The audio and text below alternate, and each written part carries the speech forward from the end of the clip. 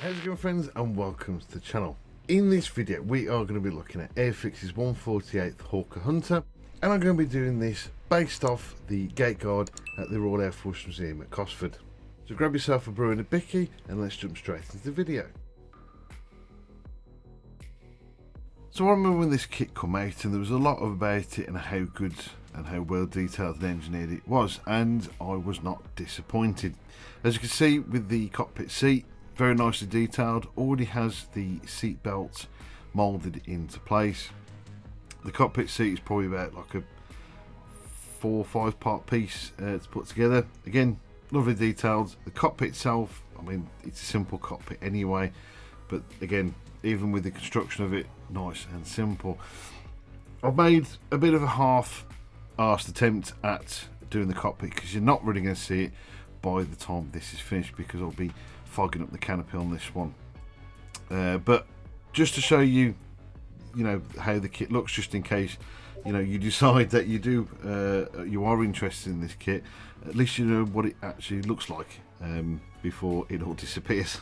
As you already know, this model will be based on a gate guard. So the cockpit I made kind of rough and ready as possible. So all I've done is gave it a very basic paint job and gave it a light sort of grey wash all across the whole thing, just to make it look a bit, just a little bit grimy. But again, like I said, we're not going to see this. I did mist up the canopy a little bit more than I intended to. There was supposed to be a little bit that you could sort of see inside, but that didn't work out, and I wasn't really prepared to sort of scrub that and start again, because as much as they are cool, they're a pain in the backside to do. Also, as you probably would guess, that this aircraft will be a tail sitter if we don't put enough weight in the front. You'll roughly need around about 20 grams of weight. What I've been using recently is some old air rifle pellets. Basically, I just smelt them down and make a big blob. As you can see, I've done basically I've sort of done 2 halves, just so they'd sit nicely on either side.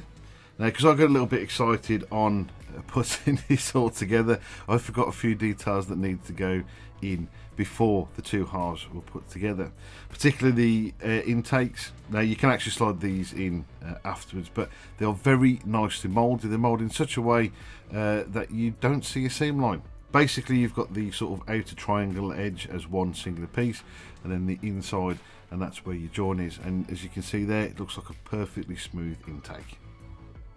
Now, we did find the wing assembly kind of interesting, as the top wings are one solid piece, if you like, and I quite like this because this eliminates pretty much most of the seam line across the top of the airframe.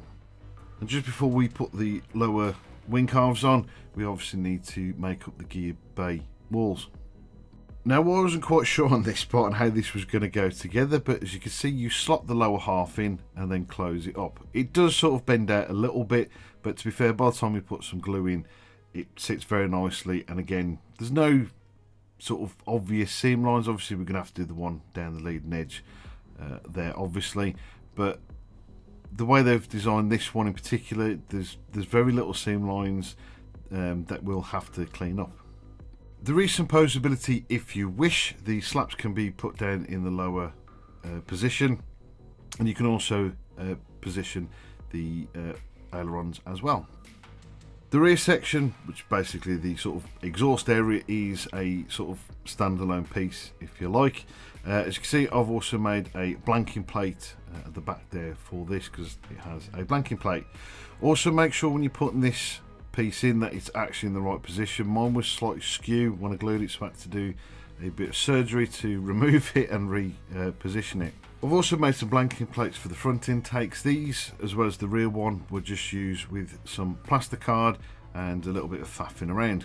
Now, on my version, which is apparently the same version as this one, but I had to do a little bit of surgery and remove the pitot tube and sand that down into place. Also added a few little extra details that were missing with the connecting pieces from the undercarriage to the gear bay doors. All I did with that was just use some thin little bit rods of plastic, or you could use some stretched sprue for this. So really, I've had no problems whatsoever building the model up. It was a very quick and very simple, enjoyable build to put together, so it meant we can get onto painting relatively quickly. Now, as you can see, I've done this freehand. My camo scheme for this one isn't exactly the same as what it actually should be, so fortunately I got quite a few reference photos of the aircraft that I am basing this off, and just copied those ones. Now, a lot of the paint job was quite faded. Now, you can't see it very well here because mainly I had to do some extra steps a bit later on, but to fade the green, and because the green had gone a bit of a red colour, all I did was use RAF dark green and add a little bit of red in the mix, so we got this sort of reddy brown colour. At this point, I did a kind of bit of sort of mottling. I've used some Payne's grey with a little bit of white in there, dabbed it on, and with a wet sponge just dabbed it on just to give a bit of a mottling effect. At this point, I still haven't got the fading that I want, so we'll be going back to that later on. Now, as you can see on this version, there's been a bit of a repaired sort of job. It's called speed tape. This was just to stop any sort of water ingress. So to copy that, I have got some aluminium sticky foil, which is basically for sort of insulation, and I've cut that into some small strips and placed it into basically the same areas. It's quite manipulative, so you can you know, force it into the areas that you need to go, and again show the panel lines off very much like it was on the real thing. But it's very useful if you want to show the sort of speed tape repairs and sort of cover up jobs. I've also used some masking tape for covering up the navigation light there because it was broken. So on the markings on this one, they had faded quite dramatically because basically particularly the side roundels are actually decals and not actually painted on. So for this, I based it in kind of a whitey grey colour, and I've used some liquid mask, some sort of chipping technique there, as well as using some chipping solution as well to help fade that. As you can see, I've painted all my own markings, mainly because the kit one comes with red, white and blue, and I needed the red and blue. So quite simple compass cutter, some vinyl masking, and you know, a bit of measuring, and you can make your own. But as you can see here, I've just used a cotton bud to remove the mask hole, and then a little bit of wet brushing to get rid of the rest and leave some little bits of chipping. Now, for the bulk of this, as I've said many times recently, I am using mainly oil paints for these. These are Winsor & Newton ones. And for the streaking on the lower half, which I thought was just on the lower half, you just couldn't see it very well on the top half, so I had to go back and do this a bit later on. I've just used basically a kind of like a blacky-ish brown, very lightly, just to give the impression of those rain streaks, and I've used a sort of splay kind of brush for that to give the impression of streaking. For panel lining, particularly on the bottom, I did this quite roughly and quite heavily. It's not something you're really obviously going to see because it's on the bottom half, and it's usually where most interesting weathering ends up being. But basically I did the same as any other sort of panel wash, made it sort of flow through all the details and everything, and all I did, again same as I would normally, I went in with a moistened brush with some thinners and pushed them towards the panel lines. But this is what I've done, I just did this quite roughly because again, like I said on the real thing, when I was having a look at it, a lot of the sort of crud and everything sort of actually overflows the panels, if you like, and yeah, so it's a little bit messier than normal because that's the way it is on the real thing. And this is what I meant about the kind of rough sort of cleanup I did on this, and again it was very close to the references that I had taken. Now, unfortunately I didn't do the recording of the fading, but basically I did the dot filter using sort of whites, off white and a kind of yellow. I still didn't tone down that green as much as I'd like to. The roundels were right and the grey was kind of about right, but I didn't quite hit it very well on the green. But at the end of it, I was still quite happy with the outcome of it anyway. But we move on to the bit that I've been looking forward to on this build, and that was the moss build up on top of the aircraft. This was again very simple and easy effect, again using oil paints. So I've used Winsor & Newton's sap green, added a little kind of a blacky brown in there as well to sort of darken it and get it close to what the photos I'd taken of it, which I think actually was not long after it rained, so it was probably a bit darker than it may have should have been, but anyway, it still looked alright in the end. But basically I sort of outlined most of the panels because that's where most of it is sort of sat.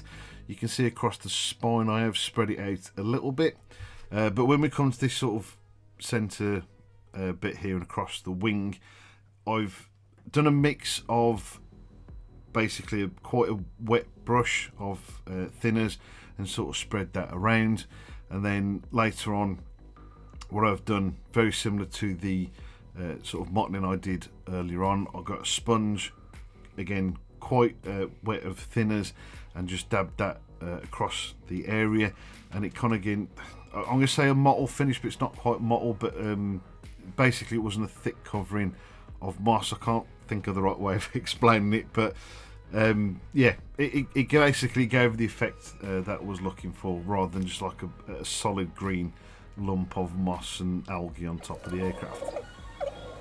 And as you can see, that very technique, I've actually slopped a few dabs of that green, sap green from Winsor & Newton across the top. It's a very similar technique that I did on the Fairy Gannet. I have a very specific video on this type of weathering, so I'll link that in the description down below. If I can remember, I'll put in a little card in the top right hand corner.